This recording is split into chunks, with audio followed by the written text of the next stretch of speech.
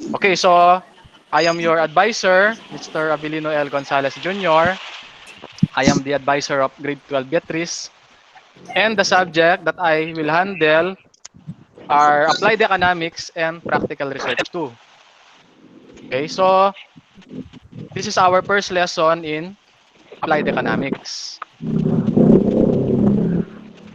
Okay, so in this online class, we have our house rules.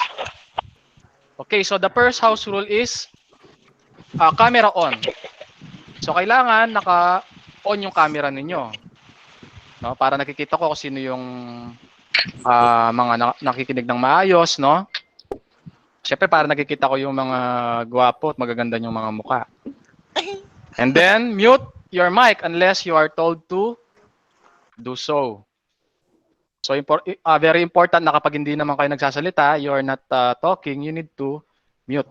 And then if you are given the opportunity to talk, to recite, then that will be the time that you need to turn on your microphone to avoid unnecessary noises that is happening in your houses. Number 3 is be obedient. So just like in a ordinary classroom, you need to follow the instruction, the rules that we do in a classroom setting. And we need to wear proper attire because we are still in a class. So even though it is an online, we need to be wearing proper attire, formal attire. Hindi yung pambahay lang na damit kasi nagkaklase tayo. And you need to listen to the presenter because this is a class.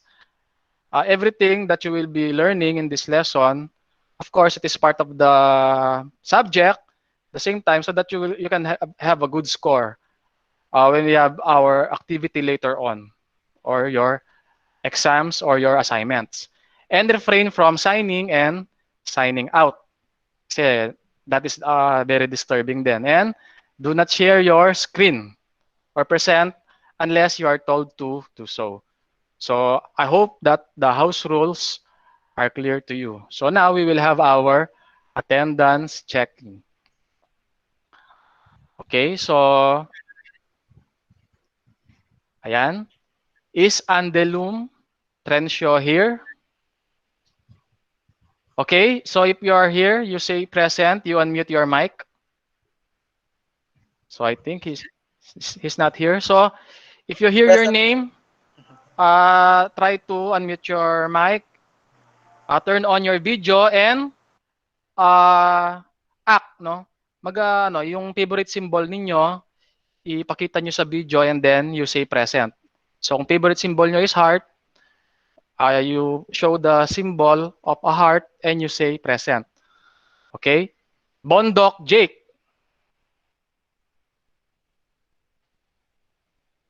Is Bondok Jake here? Present, sir. Okay, what is your Present favorite po. symbol? You show your video. Uh, any Yeah, action? we went through.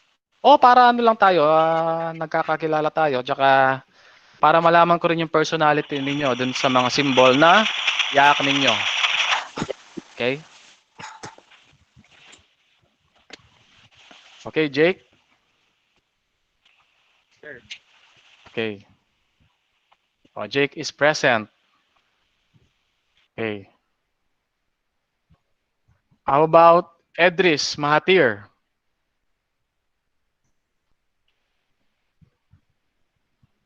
Okay. Ganya. So wala si Mahathir, no?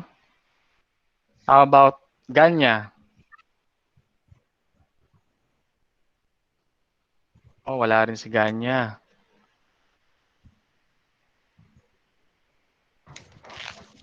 Okay. Lee Sing Kerr.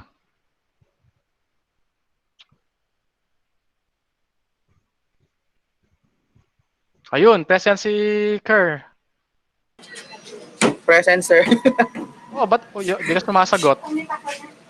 No? Okay. Melo John Robert.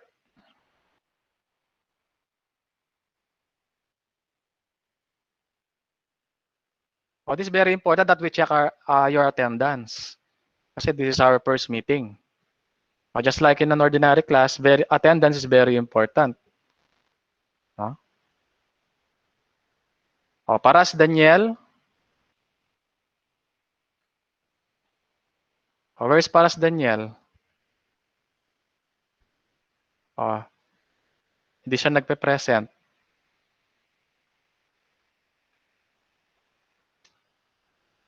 Okay, so I think out of the 39 batteries, 23 are present. So it is noted, and I already identified who are the present for today's meeting or for our today's class. Okay, so so our next activity is quote for the day. Okay, so I already assigned one of you to share a quote in our class to inspire us, no? About anything, any quote about life, okay? Yes, sir.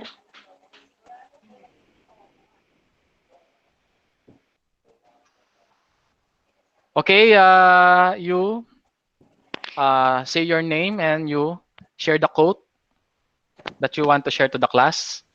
Okay po. Okay, you can start now. I'm Camille Sapra.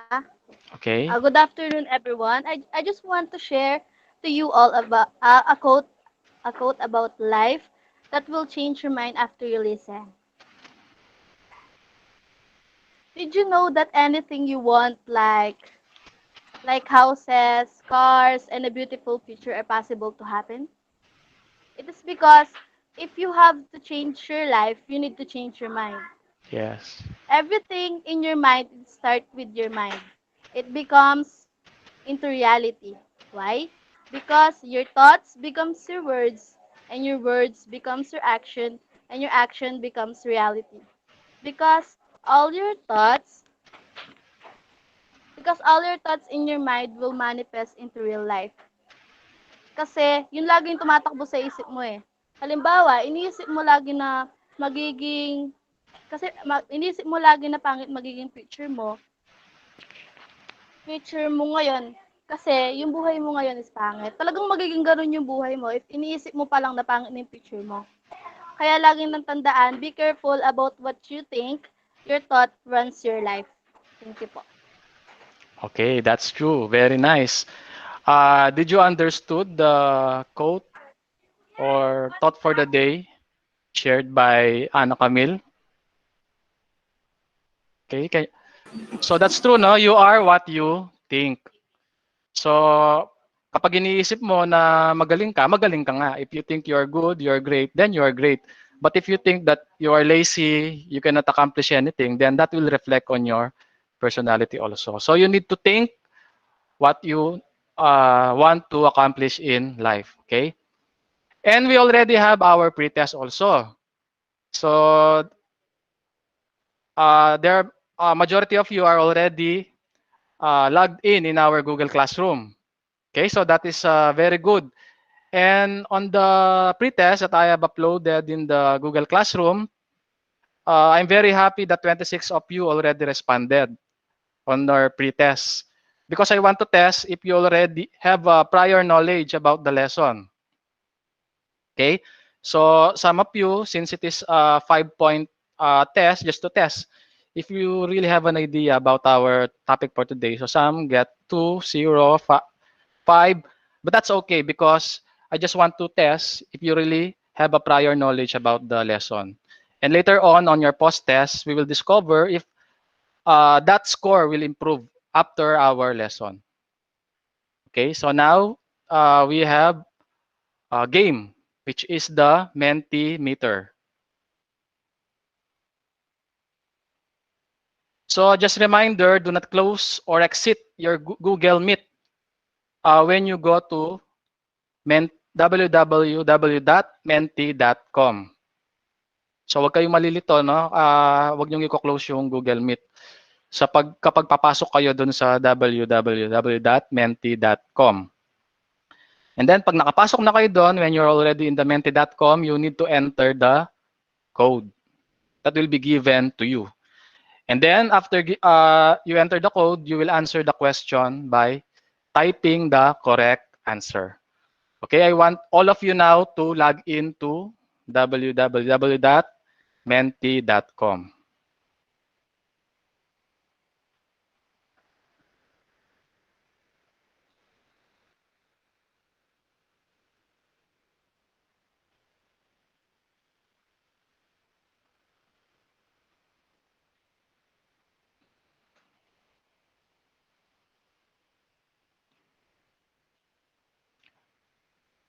Okay, so nakalagin na kayo. So, ito yung ating code na i-enter ninyo sa menti.com. It is 370854. Again, the code is 370854. Ayun, may mga nakapasok na tayong mga players.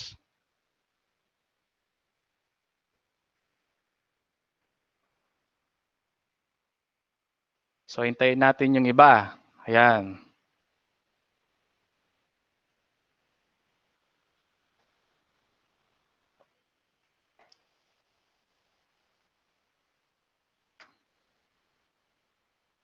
So, you need to answer fast, no?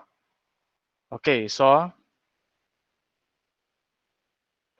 you have 1 minute to answer or to type your answer.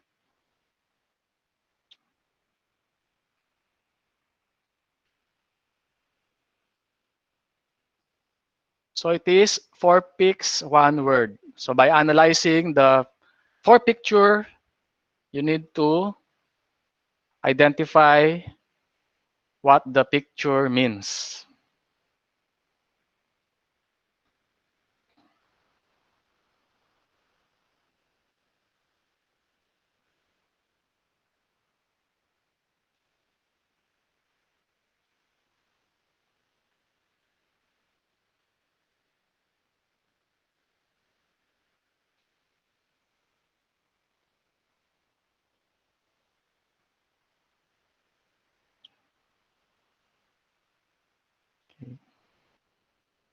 Ayun, yung iba, bising-bising sumasagot, nag-iisip.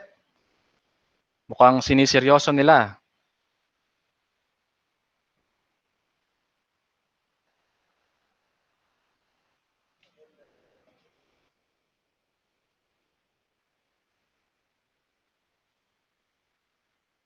Okay, the correct answer is economics. Okay, yan ang sagot. Our subject is economics.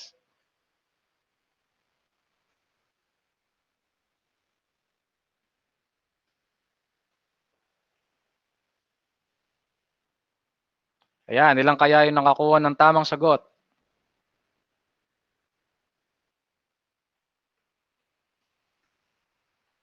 Okay, so majority were able to get the answer.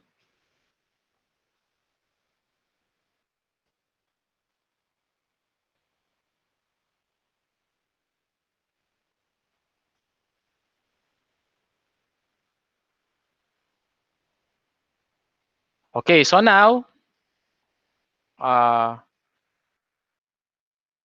our activity,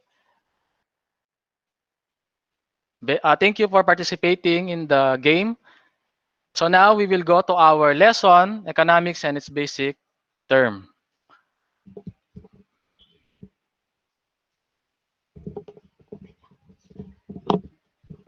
Okay, so you can take down notes while listening to our video lesson. So that later on your activity, you can answer some of the questions prepared for you.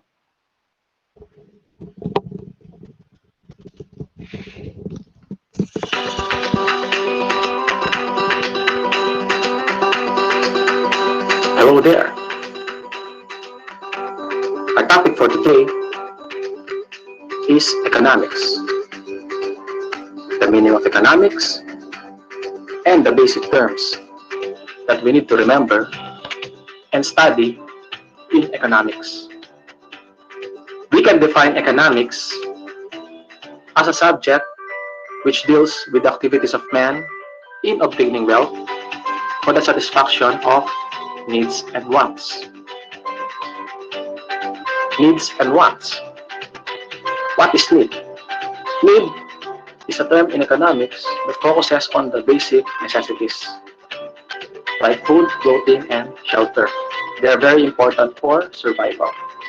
Wants, on the other hand, are something or goods in which we cannot survive even though we will not buy them, like an expensive watch, an expensive shoes, an expensive cell phone or gadget, television or flat TV that's very expensive.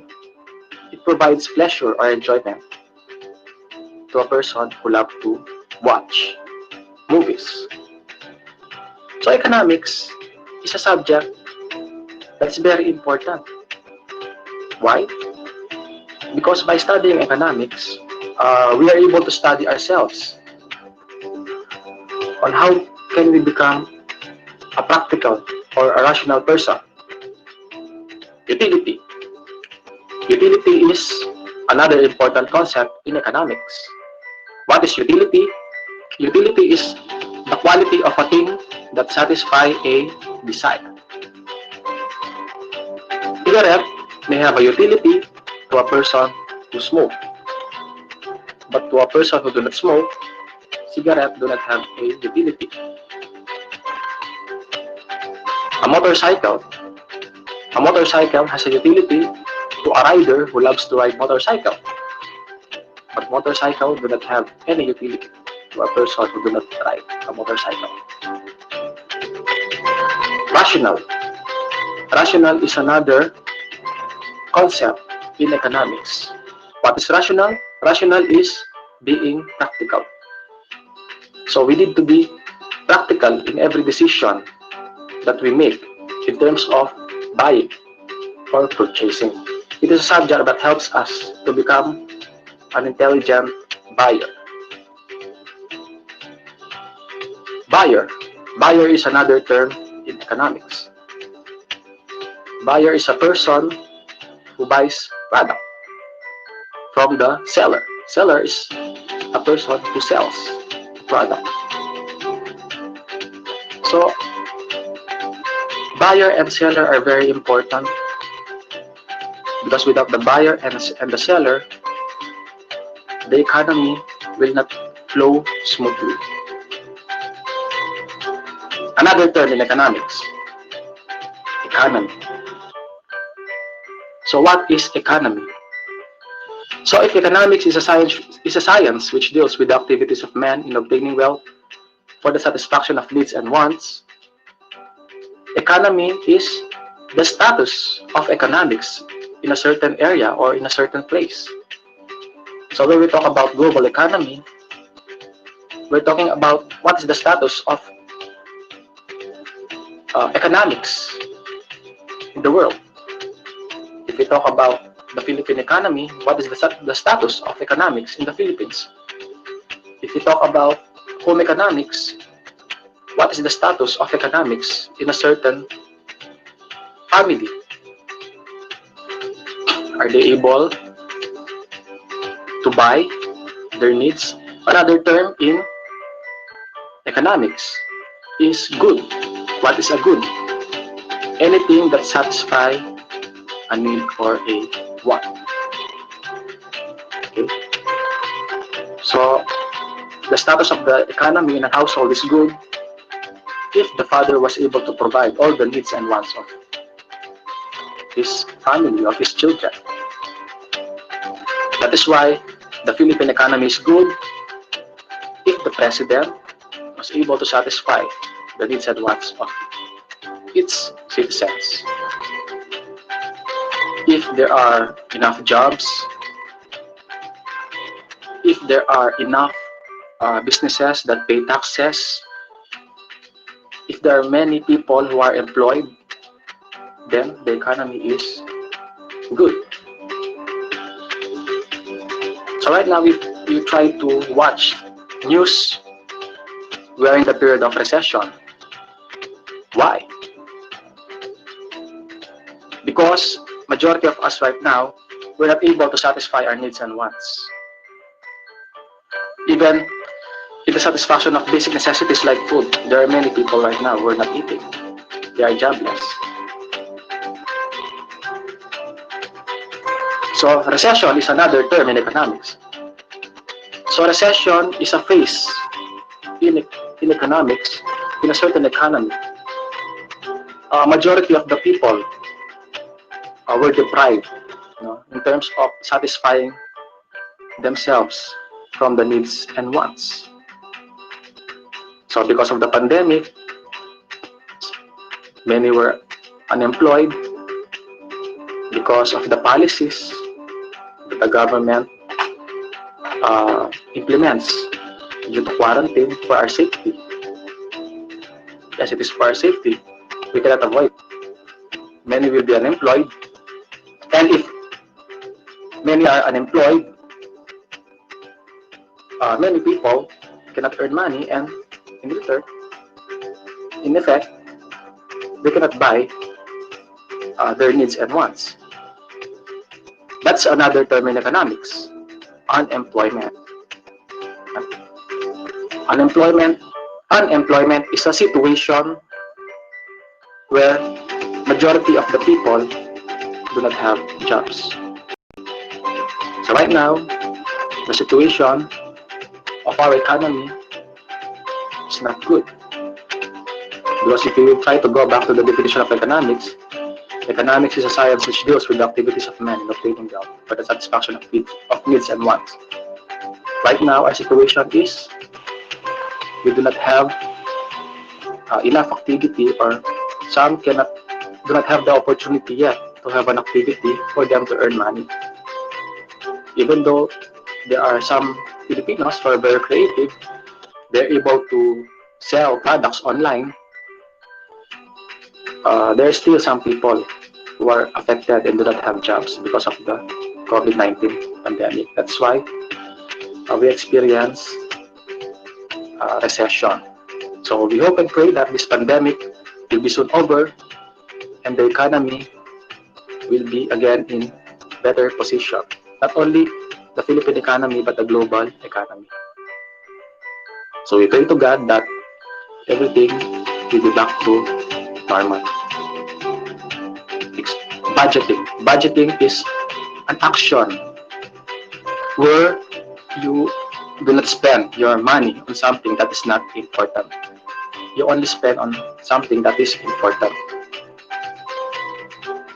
That is why the government and the government officials play a major part in productive flow and smooth sailing operation of the economy. So, thank you very much.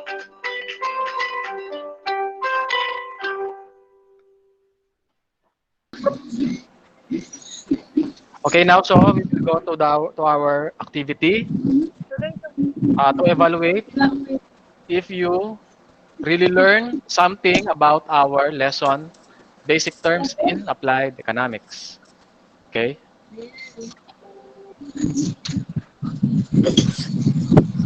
Okay, our game is the word jumble game. So you will just try to identify what is the word or what that you will identify from the jumble word. So we will use the a wheel, no? Okay, so the first word, first jumbled word is the quality of a thing that satisfy desire. Okay, sino kaya yung unang sasagot dun sa jumble word? So magkakaroon tayo ng Share ako. may nagpo-volunteer. Sige, meron tayong wheel of names. Myra. Okay. Sir ako, sir. Ako, sir. Ako na, sir. Oh, ano? Ala, ita-type ba? Sir, ita-type ba? Hindi. Shopee.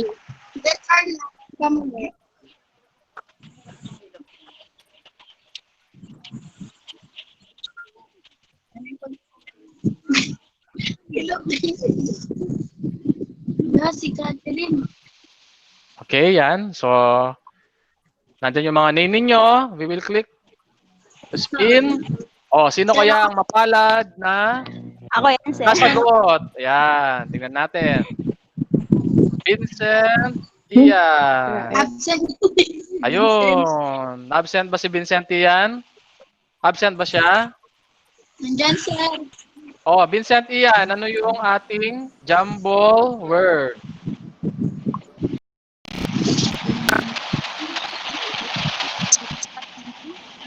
Vincent Ian, what is our jumble word? Dun sa ating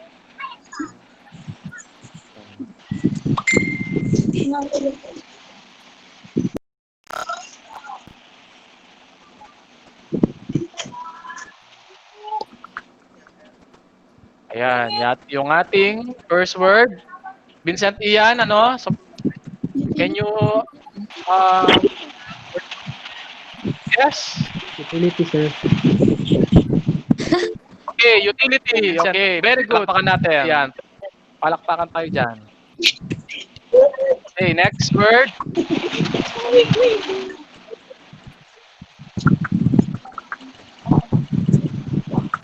Ito, next word natin is anything that has utility but limited in quantity.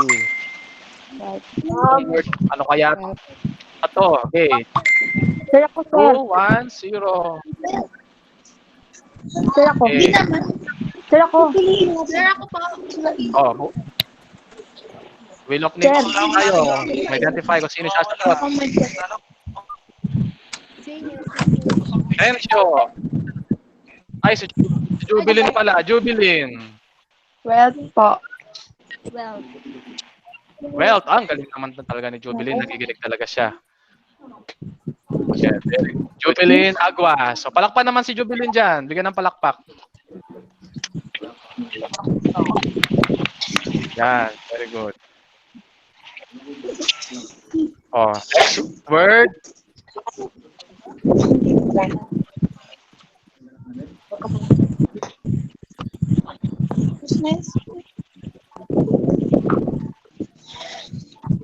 O yan, next natin, third word. State of being practical. Sir, ako. Sir, Okay, ako. ako, sir. Sir, ako. Sir, 5 seconds, 4, 3, 2. Sir. Sir, ako. sir, ako. Sir, ako. Oh, sa wheel of names natin malalaman kung sino ang next na sasagot. Sir, ako, sir. Okay. Oh, sino kaya?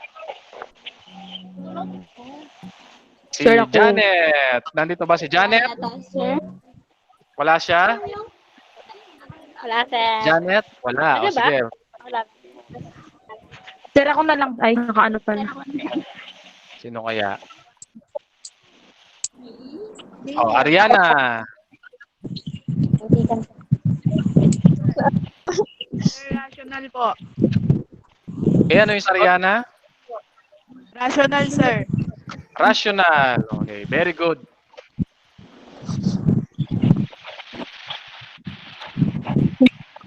Okay, our fourth jumbled word. O kaya yung ating fourth jumbled word. Ulit, sir.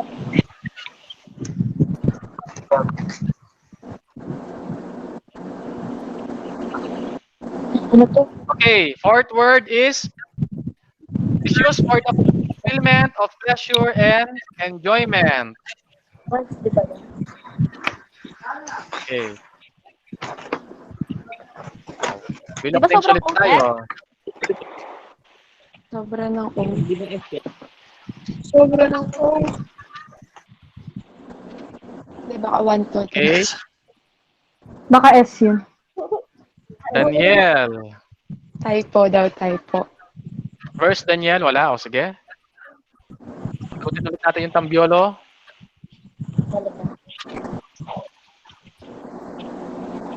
Si Mahathir. Wala din yata, sir. Wala rin. Ako na lang, sir. Wala.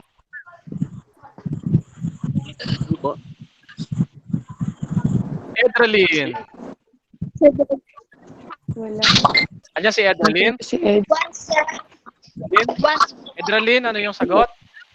Once po. Once. Okay, very good. Magaling din talaga si Edralyn. Yan. O yung ating last word.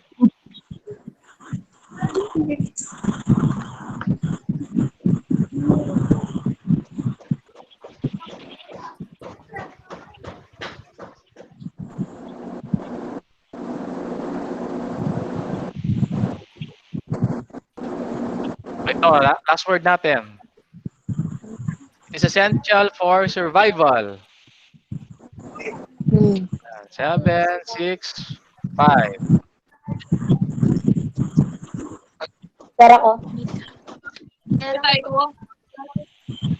Ako naman, sir. At mukhang alam ng lahat. Sir ako, sir. Yung sagot. Ako, sir. O, sana all daw, sabi. Kaso, ang Wheel of Names ang magdedetermine kung sino sasagot. Si Michelle. Michelle, ano ang sagot? Si Michelle. Wala. Sige. Isa pa. Laging natin sila makapasok. Hindi ko nakita. Si Ninya. Wala rin si Ninya. Nandyan, sir.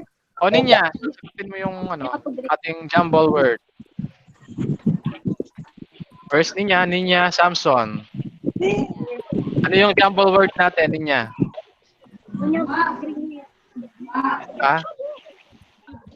Essential or survival? Essential for survival, ano? Needs. Okay, very good. O, palakpakan nyo naman si Ninya. Okay. Okay, paki-mute po yung mic ng iba, yung hindi sumasagot, to avoid unnecessary noise.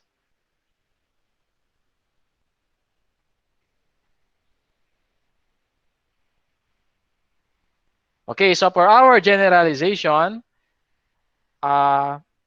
sino yung gusto mag-volunteer ng just an opinion, a brief summary on what we have tackled this day on our lesson about basic terms of economics?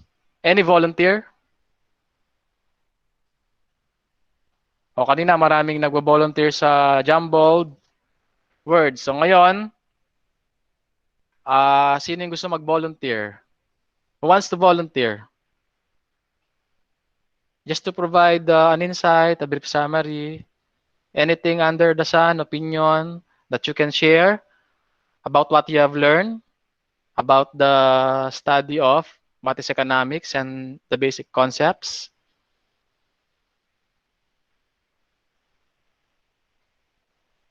Oh, nananahimik sila. O, si Angelica, tumatawa. Oh. Angelica, can you give an insight about what you have learned? Any opinion? There's no wrong answer here. Just to determine what you have learned. Yung economics, sir, importante siya, sir, kasi pag-aaralan po natin yung sarili natin, yung mga gusto natin at yung mga kailangan natin sa buhay, sir. Tapos kung yung mga taong katulad ngayon, sir, na nawalan ng trabaho dahil sa pandemic, sir. At Okay. yun na, sir. Okay, so sabi ni Angelica, ang economics ay nakakatulong kung ano yung dapat i-prioritize na mga pangangailangan sa buhay. Lalo na nga may pandemic, so kailangan nating mag-budget, maging practical sa ating mga gastusin at desisyon sa ating sariling buhay. Meron pa ba na gustong magbigay ng kuro-kuro or opinion tungkol sa ating napag-aralan na leksyon? Wala namang maling sagot dito. So, kung ano lang yung gusto nyo sabihin or opinion, pwede kayong magbigay. O, graded recitation to. Just to generalize our lesson. Okay, sino kaya?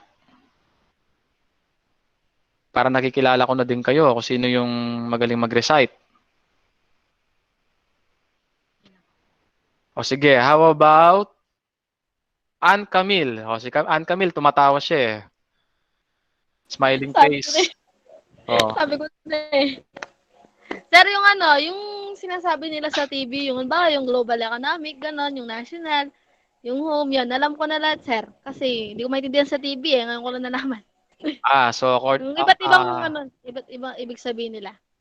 So according kay Camille, nalaman niya kung ano yung difference ng national economy sa global economy at dun sa household economy. Okay? Okay, very good. Salamat sa mga sumagot. Thank you for answering. So now, 12 Beatrice, for your assignment. Your assignment is posted in your Google Classroom. So it's very important that all of you are already logged in the Google Classroom.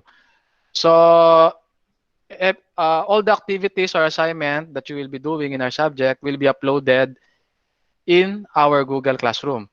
So the submission of your assignment will be next week, Monday, August 17. Okay? Any question? Any reaction?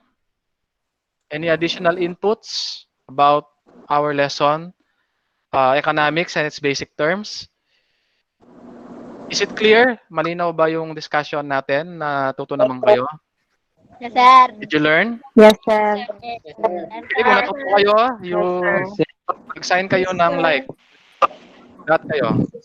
Kung natuto. Pag di kayo nag-sign ng like, ibig sabihin, di kayo natuto. Thumbs up. Okay, thank you. And God bless. Have a nice day. Thank you, sir. Okay po. Shoutout sa inyo dyan. Enjoy the Thank you, day. sir. Okay, thank you. Bye-bye.